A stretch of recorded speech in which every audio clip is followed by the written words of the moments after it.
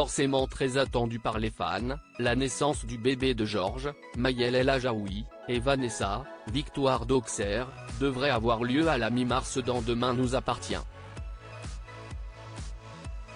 Et TF1 semble déjà avoir dévoilé le prénom et le sexe de l'enfant. Un événement de taille promet déjà de chambouler la vie de Georges, Maëlle El Ajaoui, dans les prochains épisodes de Demain nous appartient. Alors que l'intrigue centrée sur Jordan, Maxime l'élu, qui s'est confié sur la possibilité d'une histoire d'amour entre son personnage et Violette, et sur les accusations de meurtre dont il fait l'objet continue de plus belle chaque soir sur TF1, les téléspectateurs de Demain nous appartient verront bientôt ressurgir Vanessa, Victoire d'Auxerre, à l'occasion d'un événement forcément redouté par Georges.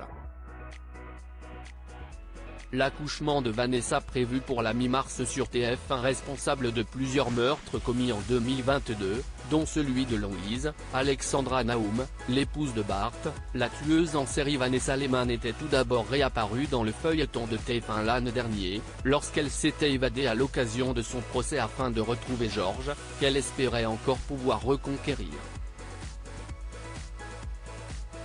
Dans le but de la piéger et de l'arrêter, Georges avait fait croire à Vanessa qu'il avait encore des sentiments pour elle et était allé jusqu'à coucher avec elle.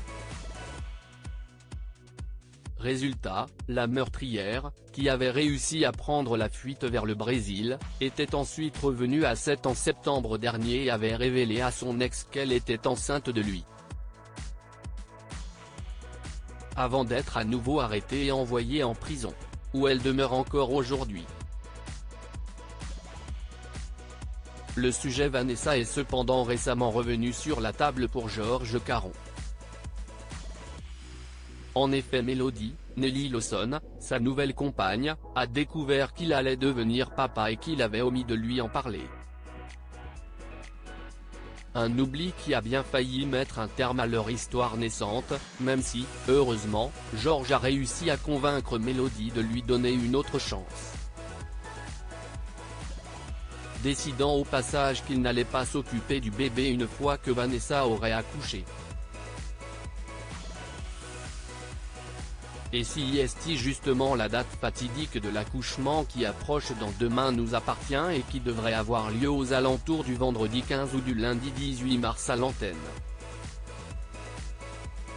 Les synopsis des prochains épisodes dévoilent en effet que Swasik, Charline Nune, qui est obstétricienne et avait été prise en otage l'an dernier par Vanessa, va devoir surmonter ses traumatismes pour le bien d'une patiente au cours de l'épisode du jeudi 14 mars.